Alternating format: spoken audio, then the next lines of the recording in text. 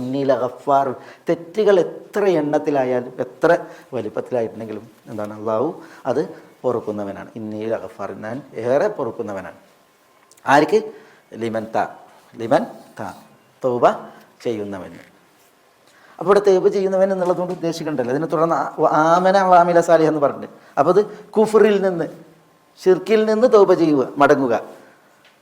എന്നിട്ട് ആമന വിശ്വസിക്കുകയും, വാമില സാലിഹൻ സൽപ്രവൃത്തികൾ അനുഷ്ഠിക്കുകയും, സുമ്മ ഒപ്പം, ഇഹ്തദ എന്ന് പറഞ്ഞാൽ എന്താ?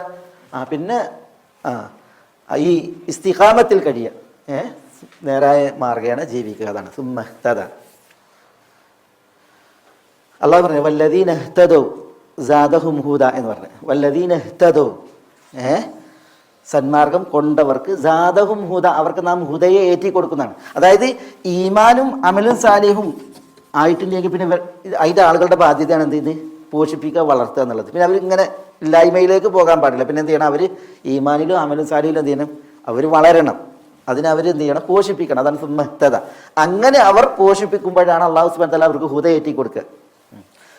വഴിയിലിട്ട് വീഴാൻ പാടില്ല. വലാ തമൂതുന്ന ഇല്ലാ വഅൻതും മുസ്ലിമൂൻ, മുസ്ലിമീങ്ങളായിട്ടല്ലാതെ നിങ്ങൾ മരിക്കാനിട വരരുത് എന്നാണ്. അപ്പോൾ അതിന് വേണ്ടിയിട്ടാണ് പറഞ്ഞത് ആമന വാമില സാലിഹൻ സുമ്മ ഇഹ്തദ എന്ന് പറഞ്ഞത്, മരിക്കുവോളം ഹിദായത്തിൽ തുടരുക എന്ന്. ഇവിടെ ഒരു വിഷയം, അല്ലാഹു സുബ്ഹാനഹു വ തആല ഇന്നീ ലഗഫാർ എന്നാണ് അല്ലേ, ഞാൻ പൊറുക്കുന്നവനാണ്. ആരൊക്കെ പൊറുക്കുന്നവൻ? ലിമൻ താബ. ഈ ലിമൻ താബക്ക് മാത്രമേ അള്ളാഹു പൊറുക്കുള്ളൂ. അള്ളാഹു ഉദ്ദേശിക്കുന്നവൻ അള്ളാഹു സുബ്ഹാനഹു വ തആല പൊറുക്കുക, ഉദ്ദേശിക്കുന്നവരെ അള്ളാഹു പറഞ്ഞിട്ടുമുണ്ട്. അതിലൊന്നാണ് ആര്? ഗഫാർ, ലിമൻ താബ്. അതാണ് അസ്ബാബുൽ മഗ്ഫിറ എന്ന് പറയും. അള്ളാഹു പാപം കഴുകാൻ, പാപം പൊറുക്കാൻ, പാപം മറക്കാൻ ഒക്കെ ഉണ്ടല്ലോ. പാപം കഴുകലുണ്ട്, പാപം പൊറുക്കലുണ്ട്, പാപം മറക്കലുണ്ട്. മറക്കെന്നാണ് എന്താ? അള്ളാഹു തെറ്റുകളെ മറച്ചു പിടിക്കുക. അള്ളാഹു നമ്മളുടെ തെറ്റുകൾ അള്ളാഹ്ക്ക് അറിയില്ലേ? പക്ഷെ നമ്മൾ ഓരോരുത്തരും ചെയ്യുന്ന തെറ്റുകളൊക്കെ സൂക്ഷ്മമായിട്ട് എല്ലാവർക്കും അറിയോ? പരസ്പരം അറിയോ? അത് പരസ്യമാക്കാൻ അള്ളാഹ്ക്ക് അറിയില്ലേ? നമ്മൾ ഇരുളിൻ്റെ മറവിൽ ആളൊഴിഞ്ഞെടുത്ത് ചെയ്തത്, കണ്ടത്, കേട്ടത്, ഇത് പരസ്യമാക്കാൻ അള്ളാഹ്ക്ക് അറിയില്ലേ? അങ്ങനെ അത് പരസ്യമാക്കിയിട്ടുണ്ടെങ്കിൽ നമ്മളെ കഞ്ഞൂന് മൂത്ത് നോക്കുമോ? നമ്മളൊരു കൂട്ടർ സലാം പറഞ്ഞാൽ വേറെ കൂട്ടർ മടക്കുമോ? ഇല്ല.